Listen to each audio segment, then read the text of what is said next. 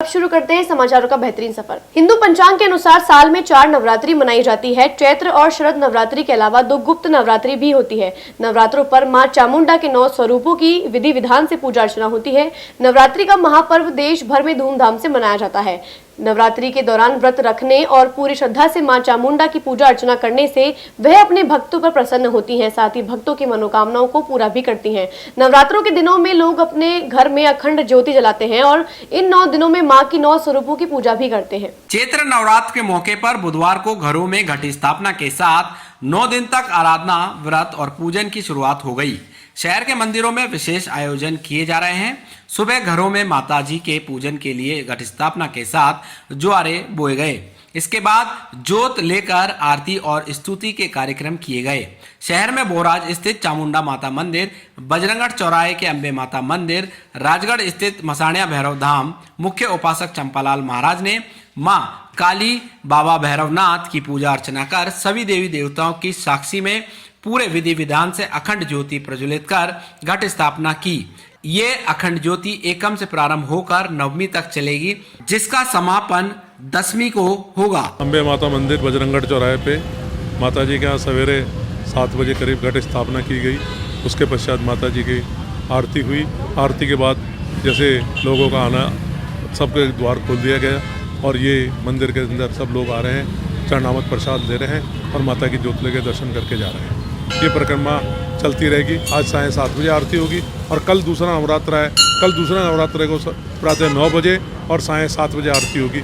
ये कंटिन्यू जारी रहेगी और माता के यहाँ पट है वो स्वयं पूरे खुले रहेंगे।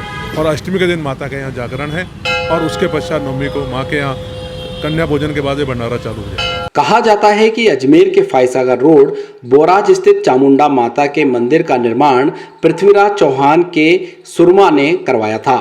चैत्र नवरात्रों पर भारी संख्या में श्रद्धालु मंदिर पहुंचते हैं। अजमेर के अरावली की पहाड़ियों पर स्थित चामुंडा माता का मंदिर आस्था का केंद्र है। यहाँ साल भर भारी संख्या में श्रद्धालु माता के दर्शन करने पहुंचते हैं। नवरात्रों पर मंदिर की रौनक देखने को मिलती है। कहा जाता है कि इस मंदिर का निर्माण सम्राट पृथ्वीराज चौहान के सुरमा ने करवाया था। वह इस मंदिर में पूजा अर्चना करते थे। बताया जाता है चामुंडा माता मंदिर की स्थापना 1160 साल पहले सम्राट पृथ्वीराज चौहान चामुंडा माता कुलदेवी मानते थे। यह भी कहते थे कि पृथ्वीराज चौहान माता के अनन्य भक्त हैं। जहां मंदिर बना है उसी स्थान पर माता ने सम्राट पृथ्वीराज चौहान को दर्शन किए थे। कहा जाता है कि पृथ्वीराज चौहान युद्ध पर जाने से पहले माता के मंदिर में जरूर आते थे, जहां वह माता की विशेष पूजा अर्चना करते थे। मंदिर प्रांगण में मां गंगा, भगवान भोलेनाथ, हनुमान जी और भैरू बाबा का मंदिर भी है। यही मां गंगा के मंदिर में एक छोटा सा जलकुंड। मंदिर कमेटी मेंबर कान सिंह रावत का कहना है कि कुंड में हजारों गैलन पानी निकाला जाता है, फिर भी यह कुंड खाली नहीं होता। कुंड के पानी के उद्गम स्थल की किसी को जानकारी है। बताया जाता है कि माता श्रृंगार भी कुंड के पानी से किया जाता है। मान्यता है कि मंदिर में आने वाले हर व्यक्ति का सुख दुख चामुंडा माता हर लेती है। माता के दरबार में आने वाले भक्तों की हर मनोकामना पूरी होती है। यही वजह है कि हर साल चामुंडा माता के मंदिर में लाखों श्रद्धालु पहुंचते हैं। नवरात्रि पर मंदिर में भारी भक्तों का तांता लगा रहता है। यह अरावली पहाड़ों के अंदर है और यहाँ अपने फायसागर रोड पड़ता है बुराज गांव पास में। और ये 1100 साल बहुत पुराना है मंदिर। इनके पास में एक कुंड भी है। उनका माँ गंगा का जैसे पानी है, जैसे रोग भी कट जाता है। सारा काम यहाँ से होता है। करीब 3 फुट भी गेर ये ज़्यादा नहीं है। 1100 ये हमने पृथ्वीराज था ना सूरमा, ये पहले उनकी 1100 साल के पहले शर्मा हुई है। ये 1100 पहले उसने स्थापना कराई, वो उन्होंने स्थापना करवाई जी से। अच्छा। और नीचे है बड़े भैरव का मंदिर है, ऊपर एक बालाजी का मंदिर है। अच्छी मान्यता है उनको भी। और इनके अलावा यहाँ गोटों भी होती है बहुत भारी। नवरात्र में बहुत भारी भीड़ होती है और अच्छी गोटों होती है। ये लोग आते हैं, हजारों लोग मिट्टी गोटा होती है बहुत भारी, आरतियाँ भी होती है, आरती होती है 3 टाइम, और अच्छी तलवारी के साथ में होती है, दोनों तलवार लेते हैं, जोत को लेके जाते हैं। जोत के लेते जाते हैं, परिक्रमा खुआ के वहाँ भी जाती है, और अच्छी मतलब पूरा सिटी, पूरा दुनिया में हर वर्ड के आदमी आते हैं।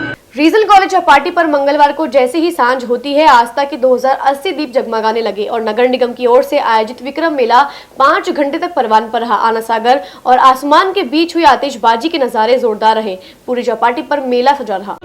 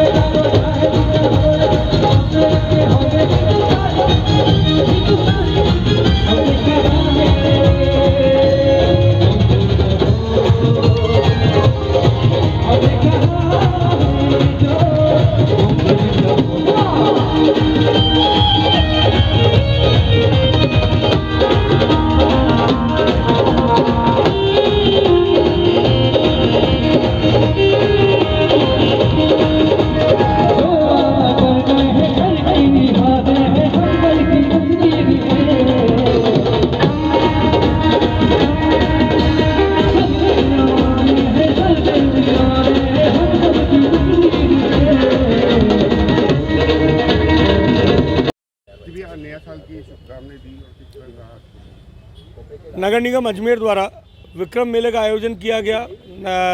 हमारा विक्रम संवत 2080 के स्वागत के लिए मेले में भव्यता के साथ में आतिशबाजी, रोशनी, वहाँ पर सांस्कृतिक रंगारंग कार्यक्रम, खिलाड़ियों का सम्मान, हमारे अजमेर के जो उदयमान कलाकार हैं उनका सम्मान, और जो सफाई का व्यवस्था के अंदर जो कंपटीशन हुआ उनका सम्मान किया गया।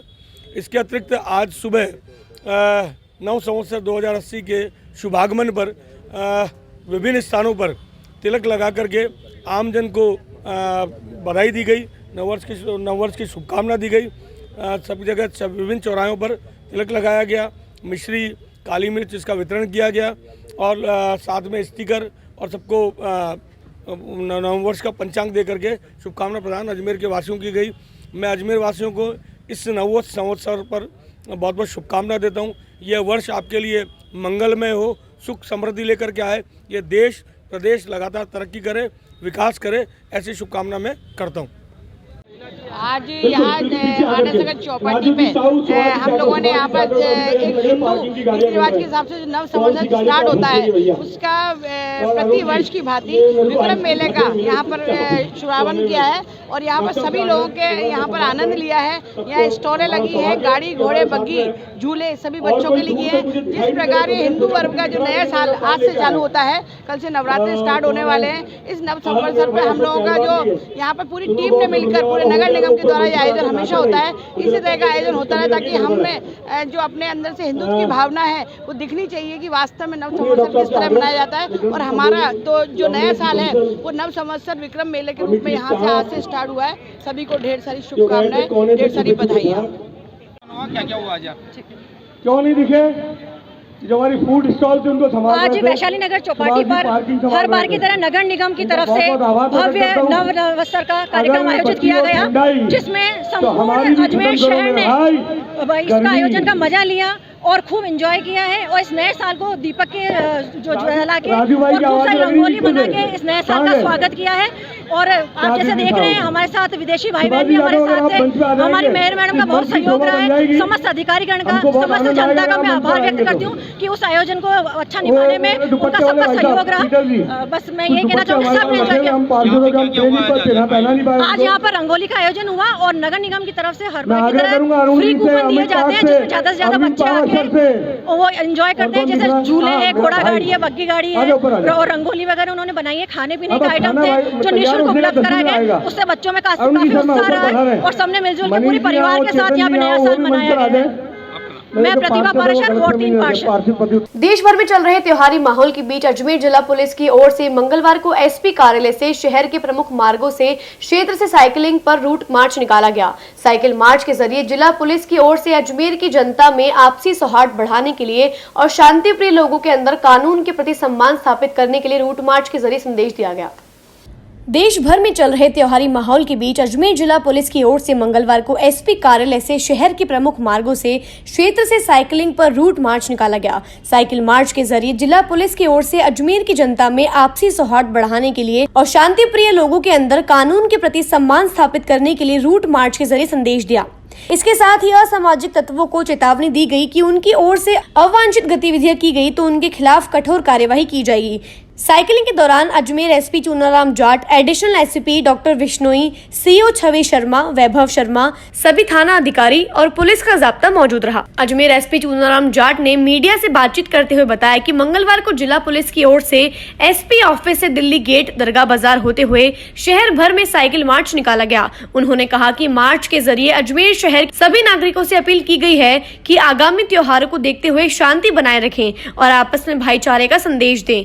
एसपी ने कहा कि धार्मिक नगरी अजमेर भाईचारा और सौहार्द के साथ ही गंगा जमुना तहजीब की नगरी है और उसे बनाए रखें। उन्होंने कहा कि इस मौके पर देश और राजस्थान में अजमेर से संदेश देना है कि अजमेर में शांति प्रिय लोग निवास करते हैं। एसपी चूनाराम जाट ने बताया कि धार्मिक कार्यक्रमों को लेकर पुलिस की ओर से चाक चौबंद व्यवस्था की गई है। करीब सैकड़ों के आसपास पूरे जिले में जाब्ता तैनात किया गया है। अभी जो आगामी जैसे कल से हिंदू नववर्ष है, उसके बाद में चेटीचंड का जुलूस है, रामनवमी के जुलूस है, महावीर जयंती, हनुमान जयंती के जुलूस है।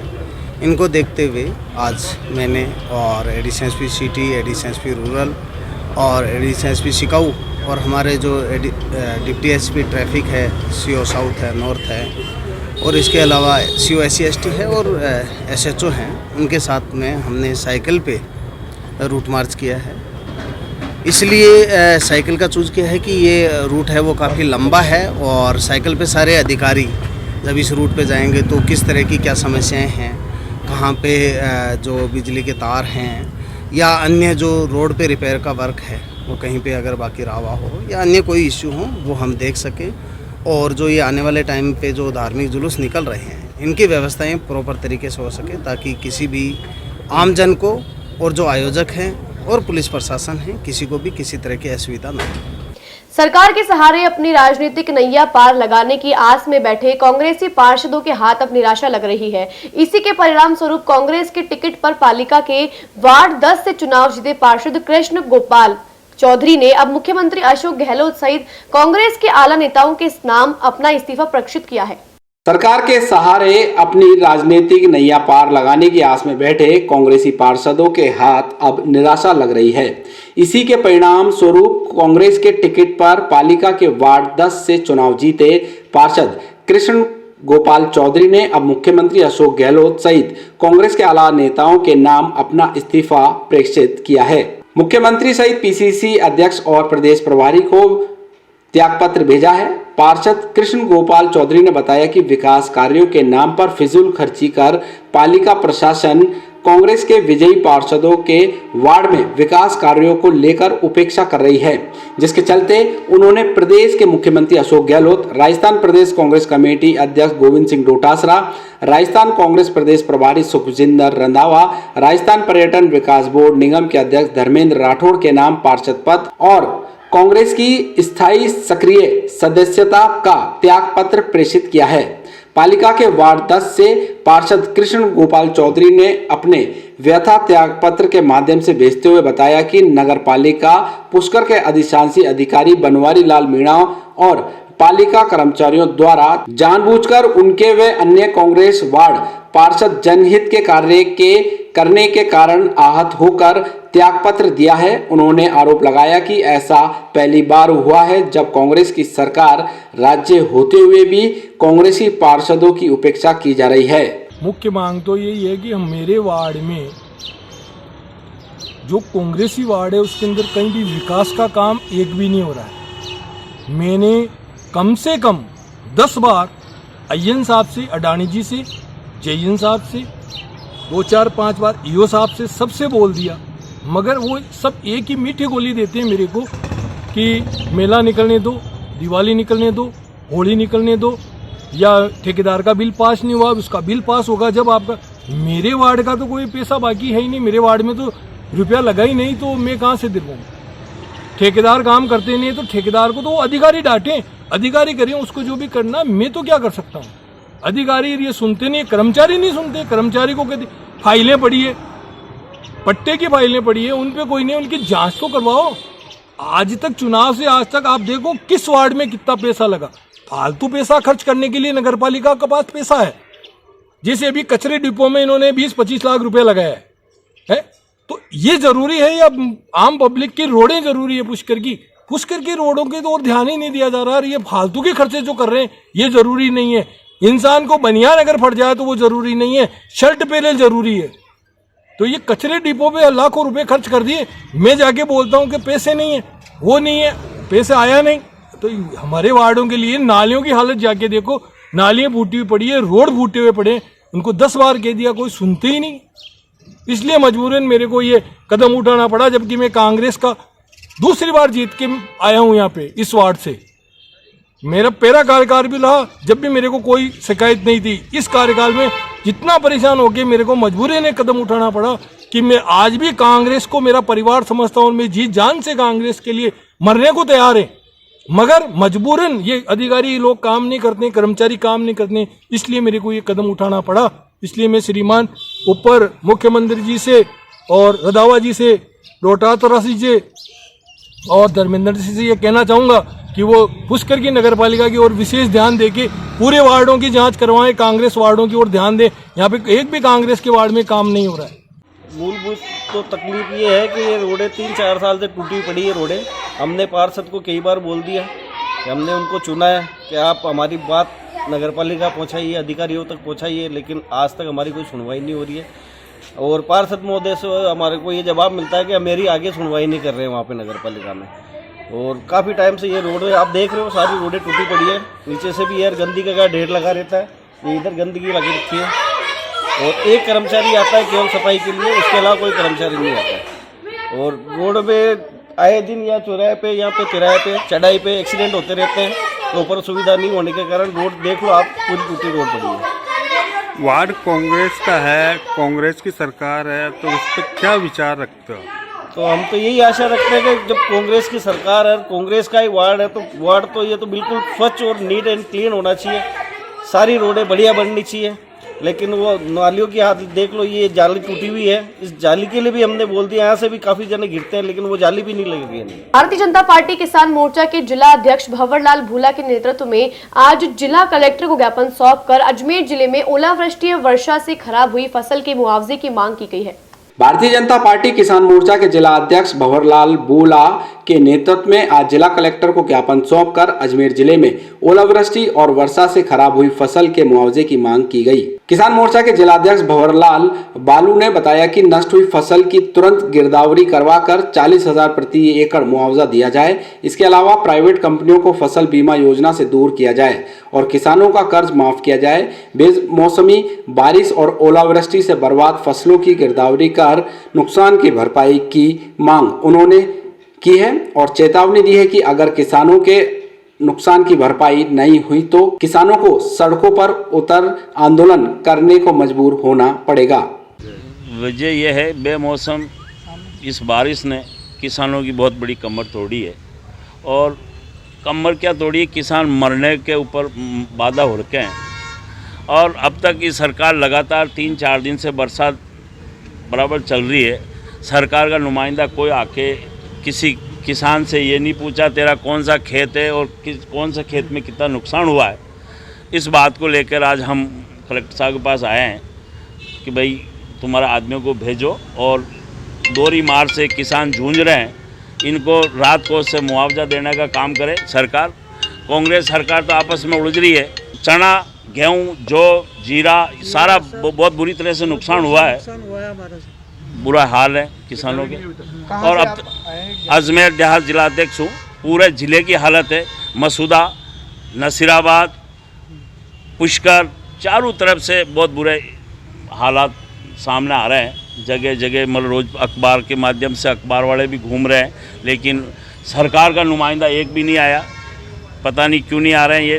तो हम इस सरकार को जगाने का काम कर रहे हैं और सरकार को जगाने के लिए कलेक्टर साहब के पास आए। समाचारों को देते हैं हम छोटा सा विराम, मिलते हैं खबरों के नए सफर पर।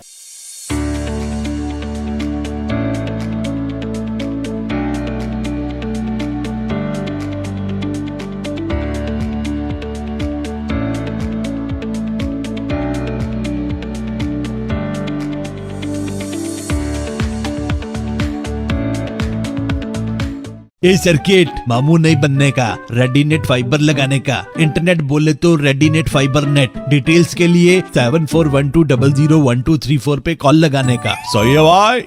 इंटरनेट बोले तो रेडीनेट फाइबर।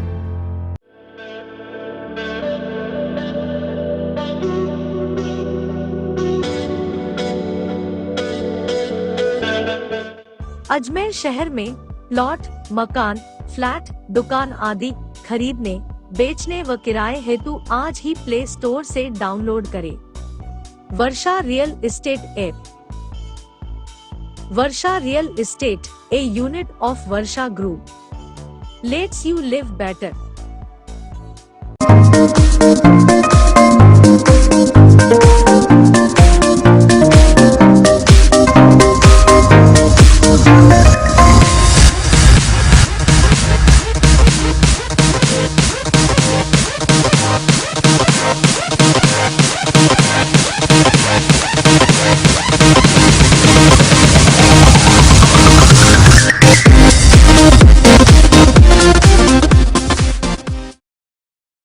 एक बार फिर आपका स्वागत है। आइए चलते हैं खबरों के नए सफर पर। हिंदू नववर्ष चैत्र शुक्ल प्रतिपदा विक्रम संवत 2080 को प्रातः सूर्योदय से पूर्व बालाजी मंदिर गड्डी मालिया अजमेर पर विश्व हिंदू परिषद एवं राष्ट्रीय बजरंग दल प्रखंड 8 एवं पंडित जी के मार्गदर्शन में आतिशबाजी कर, दीपक जलाकर, भगवा ध्वज फहराकर नववर्ष के प्रथम सूर्योदय का स्वागत किया गया। सूर्योदय पश्चात सभी युवाओं ने हनुमान चालीसा का पाठ कर एवं भजन कीर्तन कर अपनी अपनी भक्ति प्रकट की। प्रखंड 8 संयोजक बंटी डागोरिया सहित समाज सेवक संघ के समाज सेवी तरुण मेहरा भी उपस्थित रहे। इन सभी ने अपने त्योहार एवं नववर्ष को लेकर उत्साह प्रकट किया। जन सेवा समिति अजमेरू सेवा समिति पूज्य सिंधी पंचायत अजमेर और डिग्गी बाजार प्लाजा रोड व्यापारिक संघ के व्यापारियों के द्वारा डिग्गी चौक अमर शहीद हेमू कालानी चौक पर आजादी के दीवाने शहीद सुखदेव थापर, राजगुरु और भगत सिंह को याद किया गया। कार्यक्रम संयोजक कमलेश उतवानी, रमेश लालवानी, किशोर विधानी ने नारे लगाकर जब तक सूरज चांद रहेगा शहीदों के नाम रहेगा, भारत माता की जय, वंदे मातरम, हेमू कालानी अमर रहे, भगत सिंह अमर रहे, सुखदेव अमर रहे, राजगुरु अमर रहे आदि के नारे लगाकर नमन किया। जन सेवा समिति के संस्थापक व महासचिव रमेश लालवानी ने बताया कि प्रमुख समाज सेवी लता भैरूमल बच्चानी और राजेश लालवानी का शहीदों के संबंध में संदेश बताया गया कि वर्तमान पाकिस्तान के सक्खर जिले के जेल में 23 मार्च 1931 को स्वतंत्र संग्राम के आंदोलनकारियों सुखदेव, राजगुरु और भगत सिंह को एक साथ फांसी के फंदे पर लटकाया गया था। कमलेश उतवानी, रमेश लालवानी व किशोर विधानी ने बताया कि हेमू कालानी को भी सक्खर की जेल में 21 जनवरी 1943 को फांसी के फंदे पर लटकाया गया था। हम सबका दायित्व है कि आजादी के दीवानों को हमेशा नमन करते रहें। आज देश के जो शहीद हुए हैं सुखदेव, राजगुरु, भगत सिंह और अमर शहीद हेमू कालानी, यह जो है हेमू कालानी का 23 मार्च को जन्मोत्सव है और चंद्रशेखर आज़ाद, भगत सिंह, राजगुरु, सुखदेव, इनको पाकिस्तान वर्तमान में जो सक्खर जेल है उसमें आज ही के दिन 23 मार्च को शहीद किया गया था, फांसी की सज़ा दी गई थी। और हेमू कालानी का 23 मार्च को जन्मोत्सव है। यह जो डिग्गी बाजार है यहाँ पे हेमू कालानी का ये स्मारक बना हुआ है। आज हमने उनकी पूर्व संध्या पर कैंडल जलाकर उनको नमन किया है, पूज्य झूलेलाल साहब की आरती करी है कि दिवंगत आत्माओं की मुक्ति के लिए प्रार्थना की है और यहाँ पर लंगर बंटवा करके गरीबों को हमने यह भी दुआ की है कि सबका खुशहाल जीवन हो, सब प्रसन्न हो। प्रतिवर्ष की भांति इस बार भी भारतीय संस्कृति के अनुरूप नव संवत्सर के अवसर पर अजमेर में उत्साह के साथ अनेक कार्यक्रम आयोजित किए गए।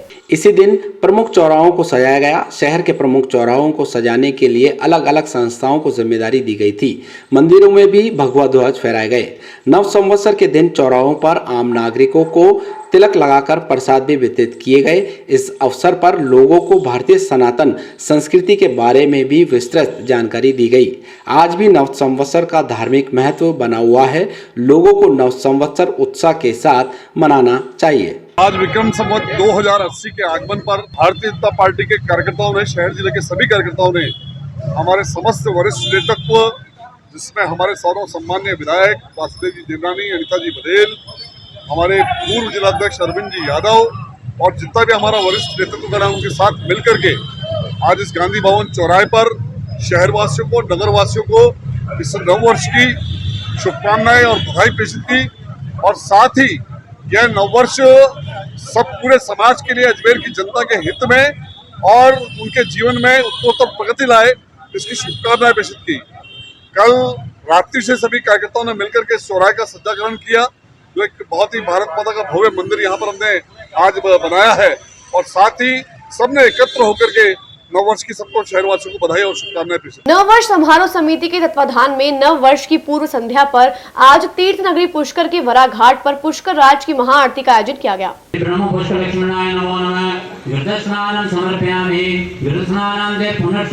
वापस शुद्ध जल से स्नान कराइए। शुद्ध जल के पश्चात शर्करा स्नानम। ओम आपाघ।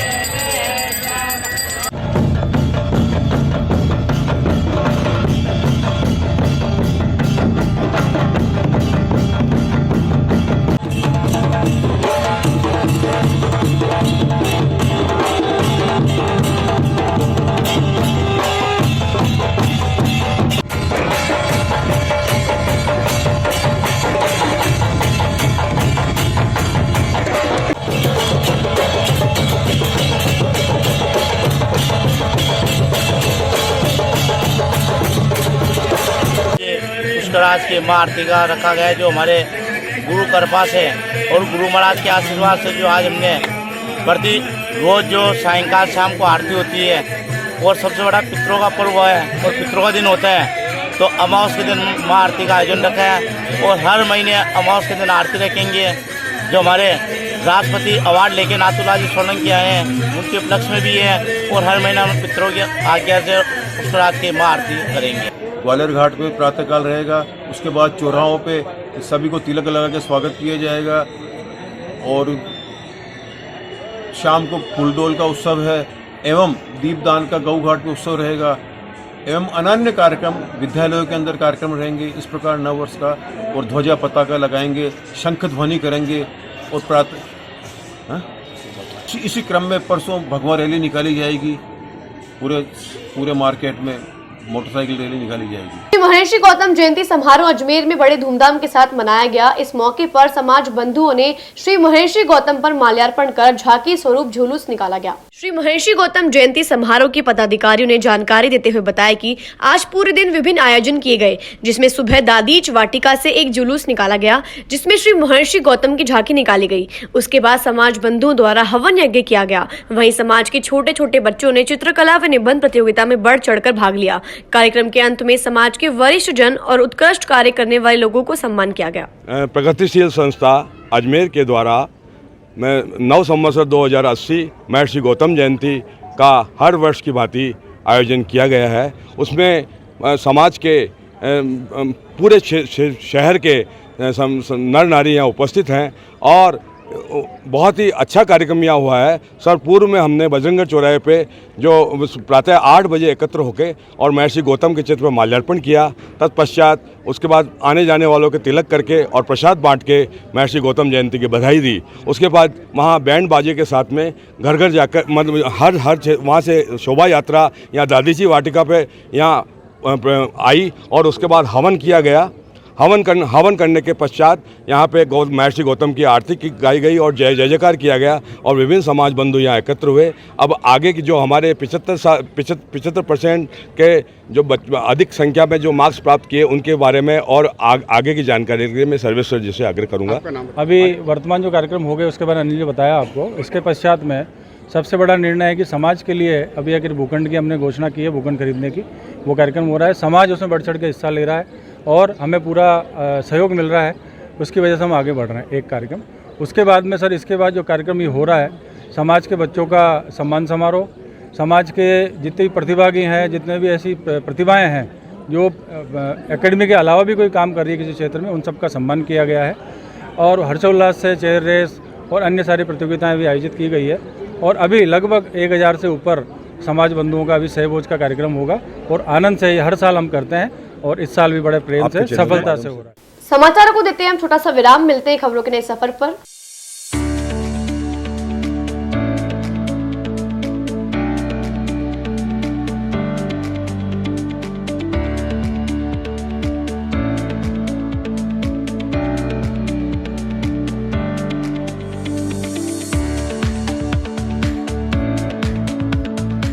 ए सर्किट मामू नहीं बनने का, रेडीनेट फाइबर लगाने का। इंटरनेट बोले तो रेडीनेट फाइबर नेट। डिटेल्स के लिए 7412001234 पे कॉल लगाने का। सही है भाई।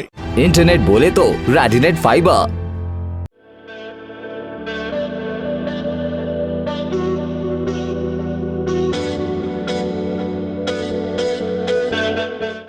अजमेर शहर में प्लॉट, मकान, फ्लैट, दुकान आदि खरीदने, बेचने व किराए हेतु आज ही प्ले स्टोर से डाउनलोड करें Varsha real estate app. Varsha real estate, a unit of Varsha group, lets you live better.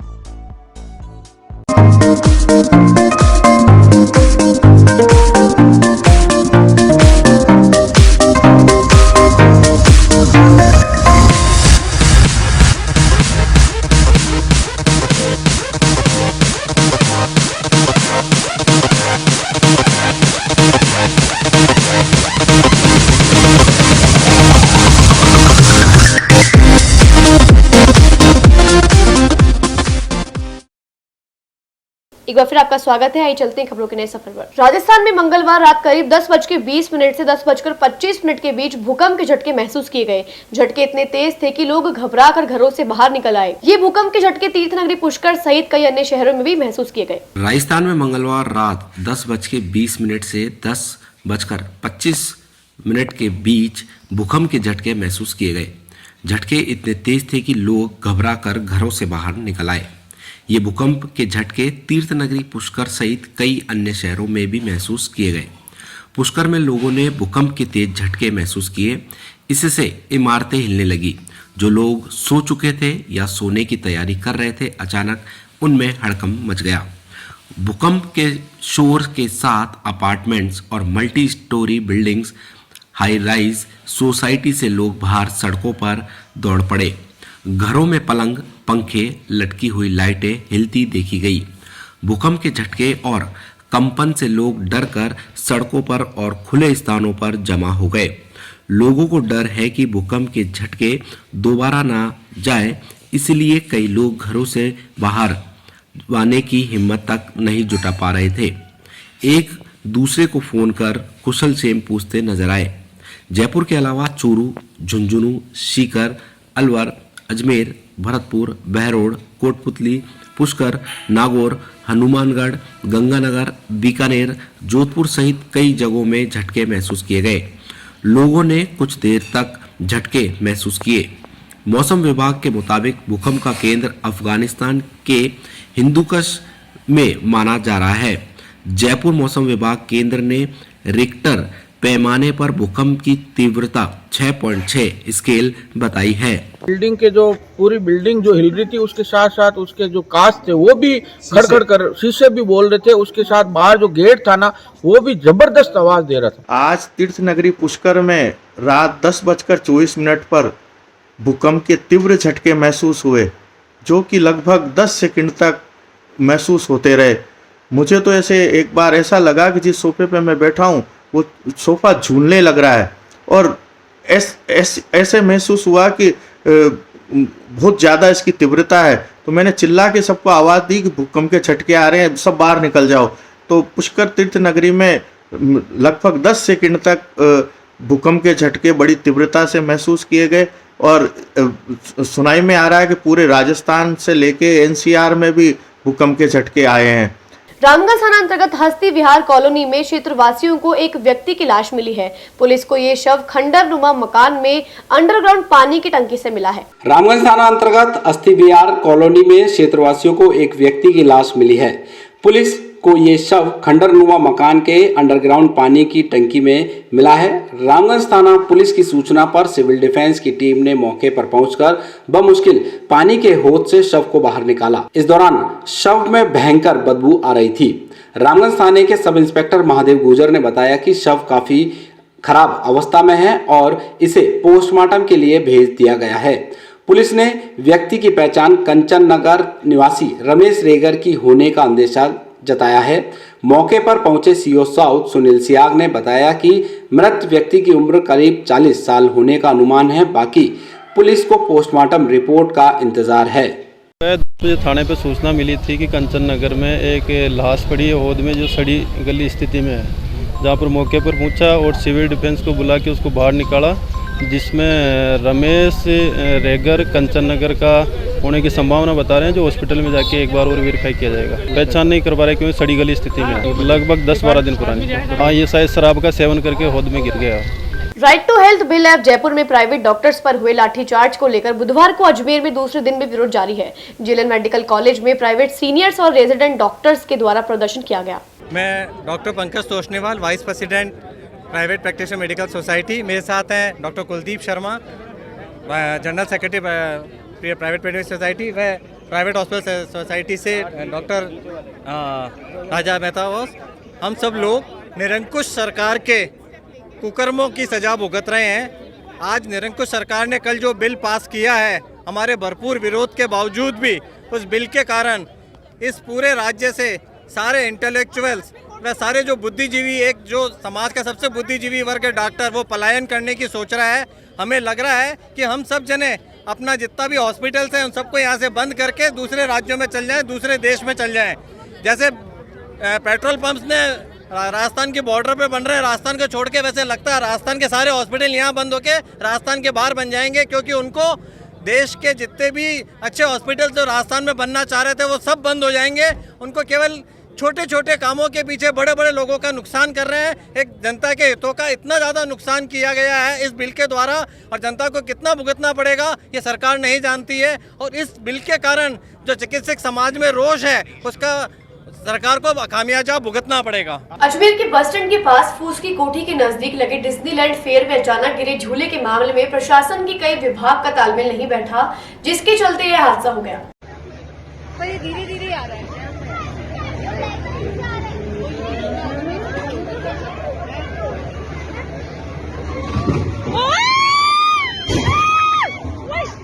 दरबार, हाँ, इन्होंने परमिशन ली थी, जिसके अंदर मेले का एक भाग जो है वो मेले क्या झूले का एक भाग टावर झूला कहते हैं, उसका एक भाग थोड़ा सा अलग हो गया और वो स्पीड के साथ था, इस वजह से जो उसमें बैठे हुए थे झूले में उनको काफ़ी इंजरी आई है। जी, लगभग कितने लोग थे? जो इंजर्ड हैं उनकी संख्या अभी तक 11 है और 11 ही है। अभी हम सभी लोगों को यहाँ पे तुरंत ले आए थे, एम्बुलेंस से सब जने आ गए थे, सभी का जो प्राइमरी इलाज है वो चालू हो गया है, प्रारंभ हो गया है, जांचें और भी चल रही हैं, परंतु अभी तक जैसा हमें लग रहा है सभी आउट ऑफ डेंजर है। जी मैम, ये बताएं क्या अपनी तरफ से या कोई घायल लोगों की तरफ से कोई शिकायत वगैरह दी जा रही है? क्योंकि बड़ा गंभीर मामला है, एकदम से घटना घटती है और वहाँ पर जो झूला चालक हैं जो ऑपरेट कर रहे थे वो सब भाग गए वहाँ से।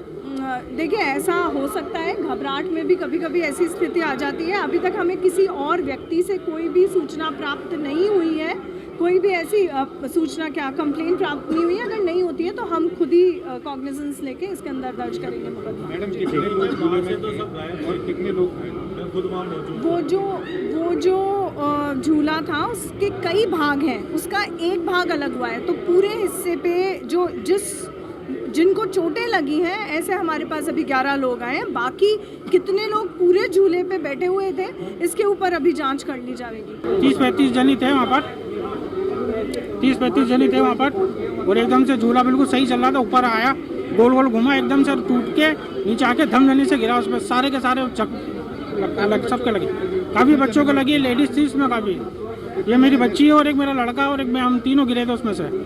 और वो कितनी ऊंचाई पे था? कम से कम ये 30-35-40 फीट की ऊंचाई पे था ये। केबल टूटी थी ये सर, केबल टूट के एकदम से नीचे आया झूला। फूस की कोठी में जो मेगा ट्रेड फेयर चल रहा है उसके अंदर एक टावर राइड बताया गया है कि वो ऊपर से नीचे गिर गया, दुर्घटनाग्रस्त हो गया, जिसमें 15 के करीब लोग थे। उनको कुछ इंजरी हुई है, जिसमें 1 या 2 को थोड़ी नेज़ल इंजरी हुई है, एक बच्ची को, और एक व्यक्ति को थोड़ा सा स्पाइन में इंजरी है। बाकी सब नॉर्मल इंजरीज़ हैं, सबका इलाज जारी है JLN में यहीं पर। और अभी मैंने सभी इंजर्ड को देखा है, डॉक्टर्स को निर्देशित किया है कि इसमें इनका सही इलाज प्रॉपर तरीके से किया जाए। हाँ, इसमें लापरवाही कहीं ना कहीं हुई है, इसलिए इतना बड़ा हादसा हुआ है। इसमें जांच की जाएगी कि संचालक की लापरवाही है या क्या ऑपरेटर ने कोई लापरवाही की है, किस तरह की इसमें लापरवाही हुई है। टेक्निकल ही है ये बात, तो इसकी जांच की जाएगी। सर, ये कल जो झूला टूटा उसमें क्या आगे की कार्रवाई कैसे? इसमें देर रात्रि जो परिवादी हैं उन्होंने एक प्रकरण दर्ज कराया है। उनकी बेटी और परिवार की एक महिला हैं, उनको गंभीर चोटें आई। प्रकरण रात्रि में दर्ज कर लिया गया था और जो मौका है उसको सील कर दिया गया। उच्च अधिकारियों के निर्देशानुसार जांच कर रहे हैं और गहनता से जांच इस बात की जाएगी कि जो घटित दुर्घटना है वो मानवीय भूल, लापरवाही या कोई किसी तरह की कोई जानबूझकर की गई कोई ऐसी कारगुजारी जिसकी वजह से ऐसा हुआ, या मशीनी जो फेलियर होता है उसकी वजह से। इसमें जो आयोजक है मेले के, जिन्होंने लाइसेंस लिया था, प्लस इनके झूले हैं ऑनर जो हैं, उन दोनों को मुख्य रूप से उत्तरदायी ठहराया गया। हाँ, एक अजय सिंह पंवार हैं, इनका इसमें मुख्य रूप से जो आयोजक हैं वो हैं। झूला जिसके थे उसके संबंध में अभी अजय सिंह पंवार से पूछताछ के बाद पता चला। आज के समाचार बुलेटिन में बस इतना ही। कल फिर होगी आपसे मुलाकात, तब तक के लिए दीजिए इजाजत। नमस्कार।